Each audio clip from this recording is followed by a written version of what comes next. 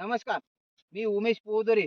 आज आपल्या एसआरटीच्या कार्यशाळेमध्ये आपल्या गृह जिल्ह्यातून म्हणजे यवतमाळ जिल्ह्यातून जिथे मागे पण सुद्धा लोणीचे काही शेतकरी येऊन गेले होते, त्या जिल्ह्यातून तसंच पांढरवगडामधून काही शेतकरी आलेले आहेत.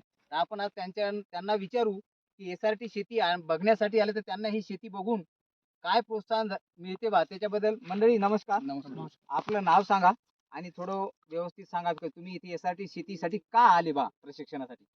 माझं नाव गौतम आठवले. माझ्याकडे 6 एकर शेती आहे. परंतु गेल्या 30 वर्षापासून मनुष्यबळ आपल्याला वेळेवर भेटत नसल्यामुळं मी ती शेती मक्त्यानं देत होतो. परंतु उमेश भाऊंचा मी व्हिडिओ बघितला यूट्यूबला आणि तो व्हिडिओ बघल्यानंतर मला असं वाटलं की मनुष्यबळ जरी नसलं तरी शेती करता येते, पण ती एसआरटीच्या माध्यमातून करता येते. आणि एसआरटीचा असा एक आणखी फायदा मिळतो की याच्यामध्ये तुम्हाला एकदा तुम्ही बेड तयार केल्यानंतर ते बेड लॉंग लाईफ राहतं. म्हणजे ट्रॅक्टर परत शेतामध्ये घालायची गरज नाही, निंदन नाही, खुरपण नाही, डवरं नाही, वखरणं नाही. त्यामुळं शेतकऱ्यांचा एवढा जो पैसा वाचतो, तर हा या खर्चामध्ये याची भरपूर कपात होते.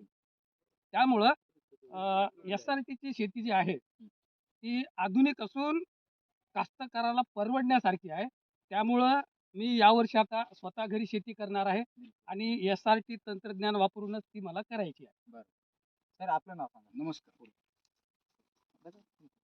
नमस्कार. मी गजानन माधवराव चौधरी, राहणार लोणी, तालुका आर्णी, जिल्हा यवतमाळ. मी गेल्या 20 वर्षापासून शेती करतो.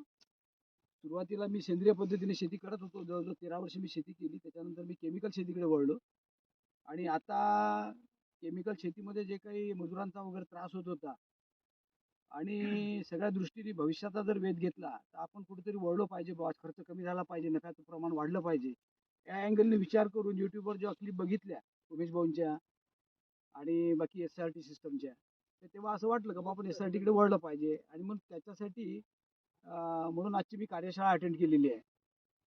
बरं, जे कार्यशाळेमध्ये आता तुम्हाला तुमच्या गावातले शेतकरी येऊन गेले पहिल्यांदा, हो तुम्ही आता दुसऱ्यांदा आले. हो. जे कार्यशाळेत सांगितलं म्हणजे सांगितलं त्या पद्धतीने सगळं आहे की नाही नाही? तुमची सगळे पिकं पाहून आमचं समाधान झालं. बिलकुल. तुमचं पिकं पीक पाहण्यापेक्षा महत्वाचं आपल्याला काय पाहायचं आहे? हो, हो. शेतातला तण तण पाहायचं आहे, तण. आणि जमीन.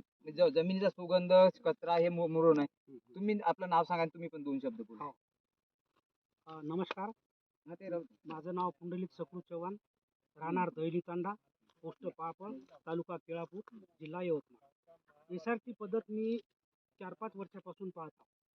पण जेव्हा मी उमेश भाऊचा व्हिडिओ पाहिला तेव्हा मला थोडा जास्त विश्वास पटला.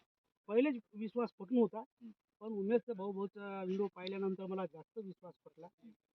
त्याच्यामुळं मी लगेच 15 दिवसातच कॉन्ट्रॅक्ट करून तुमच्यासोबत हो, हो. बोललो. पहिले काही पाहिलं नव्हतं. बरोबर. आज तर हे जे लोक म्हणतात हं. की असं व्हिडिओ लोक काही बनवतात, हं, हं. अशी गोष्ट काही नाही. हं. हे प्रत्यक्ष आम्ही पाहिलो. हं. हे पूर्ण सत्य आहे. जे भाऊन बोलले ते पूर्ण सत्य आहे.